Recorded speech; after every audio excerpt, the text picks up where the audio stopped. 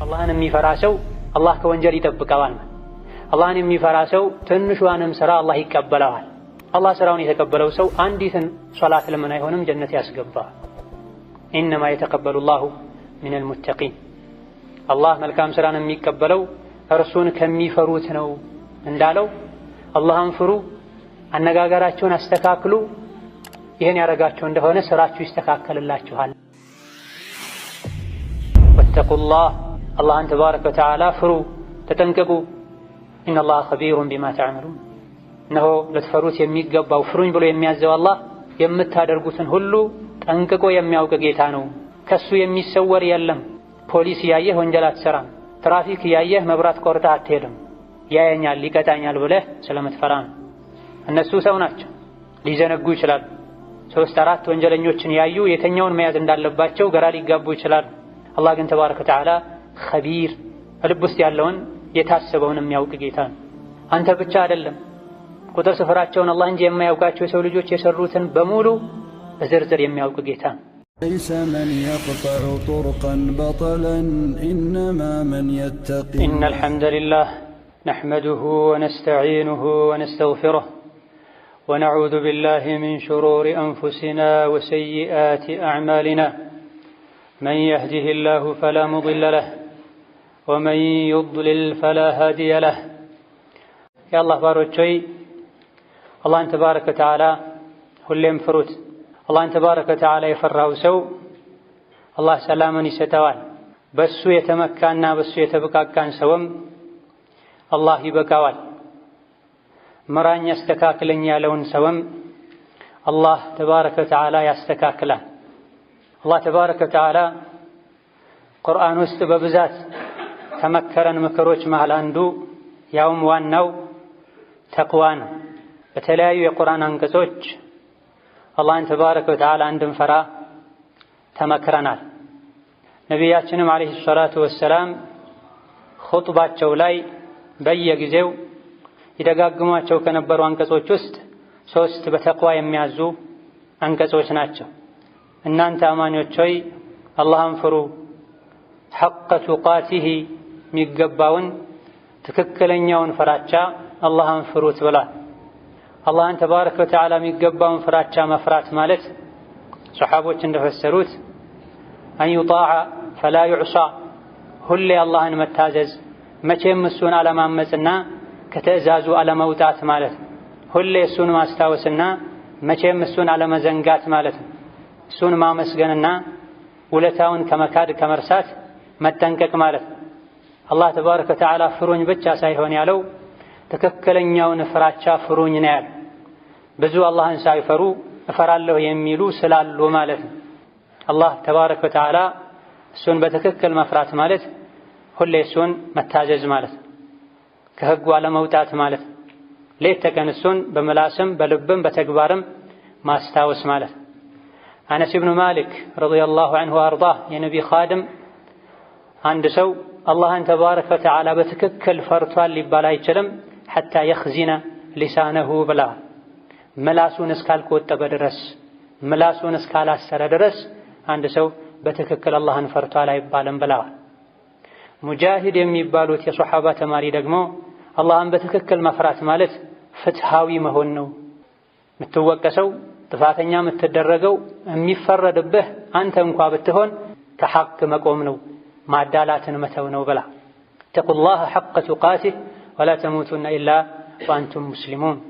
ትክክለኛ ሙስሊሞች ጌታችሁን ታዛዦች ሆናችሁ እንጂ አትሙቱ ይላል አላህ ተባረከ ወተዓላ። አላህን ፍሩት፣ አላህን መፍራት ላይ ቋሚ ሆኑ እስከ ለተሞታችሁ ድረስ ማለት። ሙስሊም መሆን ማለት ለአላህ ተባረከ ወተዓላ እጅግርን መስጠት ማለት። አላህን መፍራት ማለት ያዘዘውን መታዘዝ የከለከለውን መከልከል ማለት። አላህን ተባረከ ወተዓላ የምንፈራው የታዘዝነውን በመተግበር የተከለከልነውን በመራቅ በእኛና በአላህ ቁጣ መሃል አጥር ስናጥር። አላህ ተባረከ ወተዓላ አንዳንዴ ራሱን ፍሩኝ ብሏል። ወተቁኒ ያ ኡሊል አልባብ እንዳለ የልቦና ባለቤቶች ሆይ ፍሩኝ ብሏል። ያዘዝኳችሁን ታዘዙ፣ የከለከልኳችሁን ራቁ፣ ተጠንቀቁ ማለት። ሌላ ጊዜ ደግሞ የፍርዱን ቀን እንድንፈራ አዞናል። ወተቁ የውመን ቱርጀዑነ ፊሂ ኢለላህ፣ ወደሱ የምትመለሱበትን ቀን ቅያማን ፍሩ ብላ በዛ ቀን ከሚያዋርድ ነገር ራቁ ማለት። ሌላ ጊዜ ደግሞ አላህን የማይፈሩ ያን የፍርዱን ቀን የማይፈሩ የሚሰቃዩበትን እሳት እንድንፈራ መክሮናል። ወተቁ ናር እሳትን ፍሩ ብላ። አላህን ተባረከ ወተዓላ ስንፈራ ነገረ ስራችን በሙሉ ያምራል፣ ይስተካከላል፣ መላሳችን አደብ ይዛል። ለዚህም በሌላኛው አንቀጽ ያ አዩሀ ለዚነ አመኑ እናንተ አማኞች ሆይ ኢተቁላህ አላህን ፍሩ። በምን እንፍራው ካልክ ወቁሉ ቀውለን ሰዲዳ ስትናገሩ ትክክለኛ ንግግር ተናገሩ። ሐቅ የሆነ እውነት የሆነ ሐቅና እውነት ሆኖም የሰዎችን ቀልብ የማይሰብር አድርጋችሁ ተናገሩ። አትዋሹ፣ አታጣሉ፣ ሰውን ለማጣላት ወሬ አታዋስዱ። ኢተቁላህ ወቁሉ ቀውለን ሰዲዳ ቀጥ ያለ ግልጽ የሆነ ንግግር ተናገሩ። ሰዎችን በአሽሙር አትውጉ። ወቁሉ ቀውለን ሰዲዳ ላኢላሃ ኢለላህ በሉ፣ ዚክር በሉ። ሰዲድ ያልሆነ የሚመዘግቡ መላኢኮችን የማያስደስት አኼራ ላይ መዝገብህ ላይ ሰፍሮ ስታየው የማያስደስትን ንግግር አትናገር። አማኝ ከሆንክ አላህን ከፈራህ እዘን ትክክለኛ ሙእሚን የሆነ በትክክል አላህን የሚፈራ የሚናገረውን ያውቃል፣ የሚያደርገውን ያውቃል። አላህን ስንፈራ ስራችን ተቀባይነት ያገኛል። አላህን ስንፈራ ስራችን ትክክለኛ ይሆናል። ካልባሌ ቦታ ከመጥፎ ስራ አላህ ያርቀናል። ይኸው አንቀጽ ላይ ዩስሊሕ ለኩም አዕማለኩም ብላ አላህን ከፈራችሁ ንግግራችሁን ካስተካከላችሁ አላህ ስራችሁን ያሳምርላችኋል፣ ስራችሁን ይቀበላችኋል። አላህን የሚፈራ ሰው አላህ ከወንጀል ይጠብቀዋል። አላህን የሚፈራ ሰው ትንሿንም ስራ አላህ ይቀበለዋል። አላህ ስራውን የተቀበለው ሰው አንዲትን ሶላት ለምን አይሆንም ጀነት ያስገባዋል። ኢነማ የተቀበሉ ላሁ ሚነል ሙተቂን አላህ መልካም ስራን የሚቀበለው እርሱን ከሚፈሩት ነው እንዳለው አላህን ፍሩ፣ አነጋገራችሁን አስተካክሉ። ይህን ያደረጋችሁ እንደሆነ ስራችሁ ይስተካከልላችኋል፣ ስራችሁ ይጠራላችኋል፣ ጥርት ያለ ስራ ይሆናል ማለት። ማድረጋችንን መስራታችንን መስገድ መጾማችንን ብቻ ሳይሆን ማየት ያለብን ስራን የሚያበላሹ ነገሮችንም መጠንቀቅ እንዳለብን የሚያሳይ። ብዙ ኸይር ስራ ሰርተው በመላሳቸው ኸይር ስራቸውን የሚያወድሙ ሰዎች አሉ። ሰዎችን በመበደል ሰዎችን ስጋ በመብላት ውሸት በመናገር ማላ ያዕኒ ማይጠቅምን ወሬ በማብዛት ስራቸውን ያበላሻል። ምላስ ሲበላሽ ደግሞ ልብም ይበላሻል። ልብ ሲበላሽ ስራም ይበላሻል። እግር ወዴት እንደሚሄድ፣ እጅ ወዴት እንደሚሰነዘር፣ ምላስ ምን እንደሚናገር፣ አይን ምን እንደሚያይ፣ ልብ ምን እንደሚያስብ አያውቅ። ስለዚህ በየቀኑ የሰውነት አካላት ምላስን ይወቅሱታል፣ ያስጠነቅቁታል። ኢተቂላህ አንተ ምላስ ሆይ አላህን ፍራ፣ እኛ አንተን ነው የምንከተለው፣ አንተ ከተስተካከልክ ቀጥ ካልክ ቀጥ እንላለን፣ አንተ ከተበላሸህ እንበላሻለን ያሉ ሌሎች የሰውነት አካላት ምላስን እንደሚያስጠነቅቁ ሐዲስ ላይ ተነግሯል። ኢተቁላህ ወቁሉ ቀውለን ሰዲዳ አላህን ፍሩ፣ መልካምን ተናገሩ። ነብዩ ሰለላሁ ዐለይሂ ወሰለም ሶሒህ በሆነ ሐዲሳቸው በአላህና መጨረሻው ቀን የሚያምን ሰው መልካምን ይናገር፣ ካልሆነ ዝም ይበል ብለዋል። የፈለጉትን ሁሉ ማውራት የኢማን አለመጽናት ምልክት ነው። አላህን ስትፈሩ ንግግራችሁን ስታስተካክሉ ሌላ የምታገኙት ሽልማት አለ። የግፊር ለኩም ዝኑበኩም ወንጀላችሁን ይመራችኋል። አላህን መፍራት ስራን ያስተካክላል። በስህተት የፈጸሙትን ወንጀል እንዲማርልን ያደርጋል። አላህና መልእክተኛውን የታዘዘ ፈቀድ ፋዘ ፈውዘን ዐዚማ። አላህን የፈራ ንግግሩን ያስተካከለ ትልቅ መታደልን ታድሏል ብሏል። ትልቁ ስኬት ማለት ዱንያ ላይ ትክክለኛ ሙእሚን ሆኖ ኖሮ አኼራ ላይ ከጀሃነም እሳት ድኖ ጀነት መግባት። ከጀሃነም እሳት ተርፎ ጀነት የገባ ፈቀድ ፋዘ በእርግጥ ስኬታማ ሆኗል። ቀላል ስኬትም አይደለም። ፈውዘን ዐዚማ ትልቅ የሆነ ስኬትን ብላ። እዚህ ዱንያ ላይ ያሉ ነገሮች በሙሉ ጊዜያዊ መጠቃቀሚያ ናቸው። ቀብር ስትገባ ካንተ ጋር ቀብር የሚገባ ማንም የለም። ፎቁ አይገባም፣ መኪናው አይገባም፣ ድርጅቶች አይገቡም፣ ልጆችህ ሚስቶችህ አይገቡም። የምትገባው ብቻህን። ያኔ ከውርደት የሚያድንህ መልካም ስራ ኢማንህ። የጀነት ሰው እዚህ ዱንያ ላይ የጀነት የሚያስብለውን ስራ ስለሰራ ቀብር ሲገባ ይከበራል። አዱንያ ትቶት ከሄደው የተሻለ ፎቅን፣ ቤተሰብን፣ ሽልማትን ያገኛል። እዚህ ግን ሆኖ አላህን ያልፈራ እዚህ ይለፋለት ይደክምለት ከአላህ ይጣላለት የነበረ ንብረቱ ምንም ሊጠቅመው አይችልም። አላህ እንድንፈራ እንድንጠነቀቅ ከወንጀል እንድንርቅ ከሚያግዙን ነገሮች ማለት አንዱ አኼራን ማስታወስ፣ ቀብርን ማስታወስ።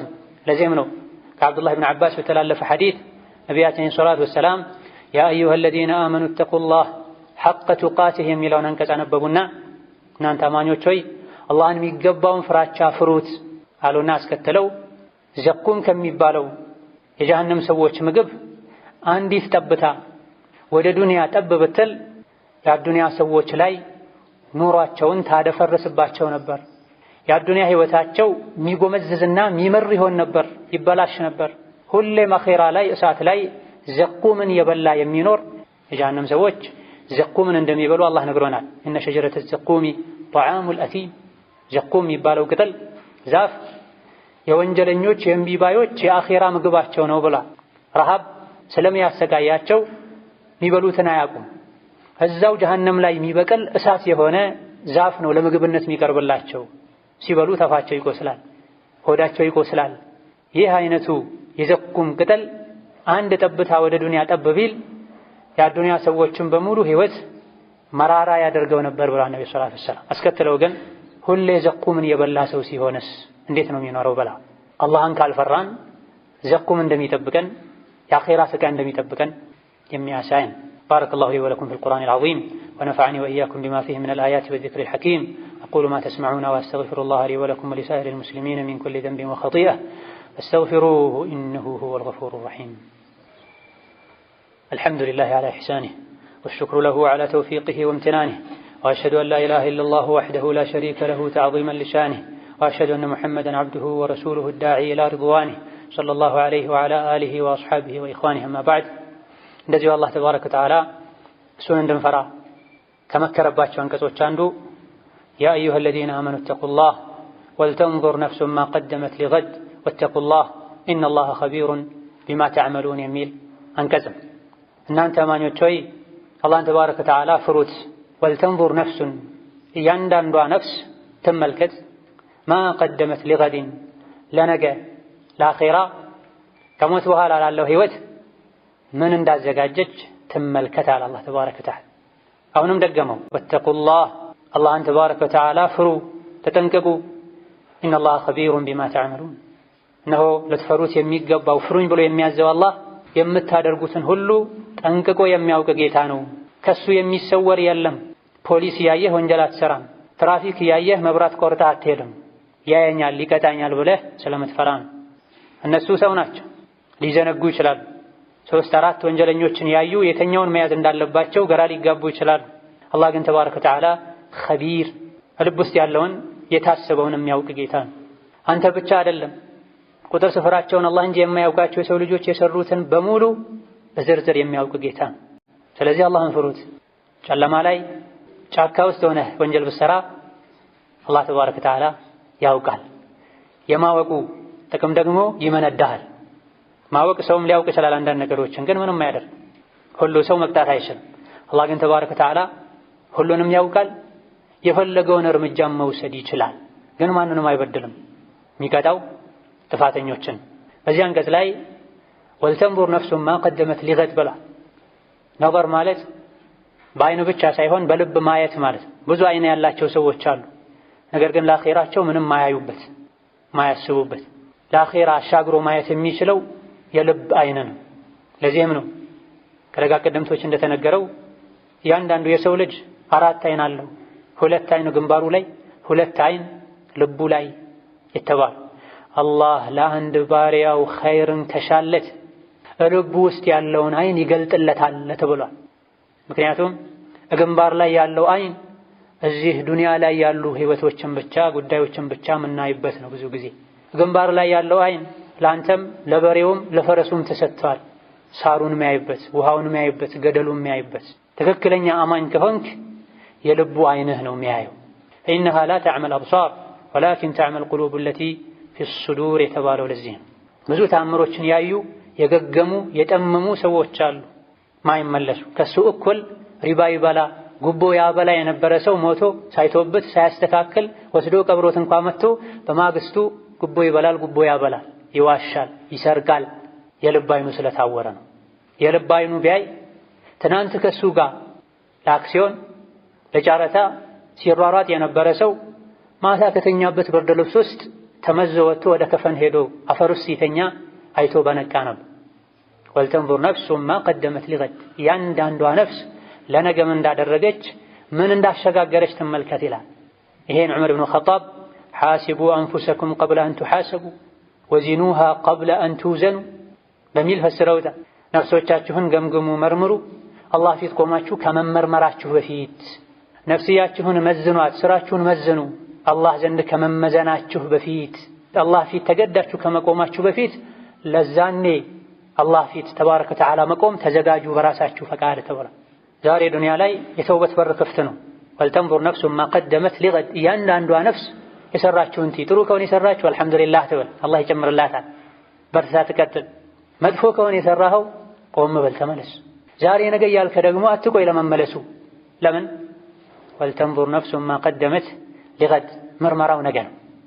ራስን የመገምገምህ ውጤት ወደ ተውበት ሊያመራህ ይገባል። ተውበቱን ደግሞ ለበኋላ አትበል። የምርመራ ውጤት የሚታየው ነገ ነው። ወልተንዙር ነፍሱን ማ ቀደመት ሊገዲን ቅያማን አላህ ነገ እያለው፣ ሞትህን አላህ ነገ እያለው።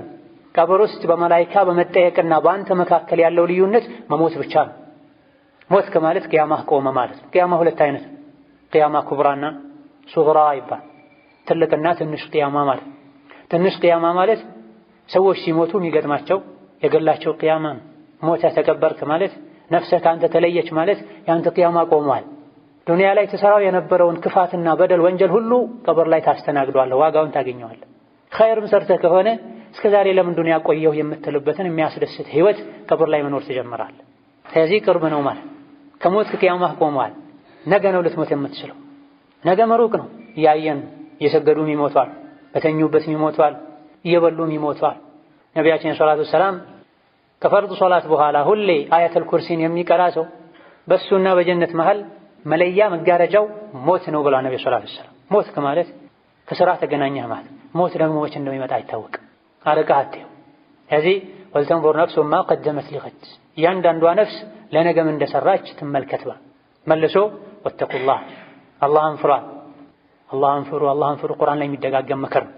አላህን የሚፈራ አላህን ፍራ ሲባል ደስ ይለዋል፣ ፍራቸውም ይጨምራል።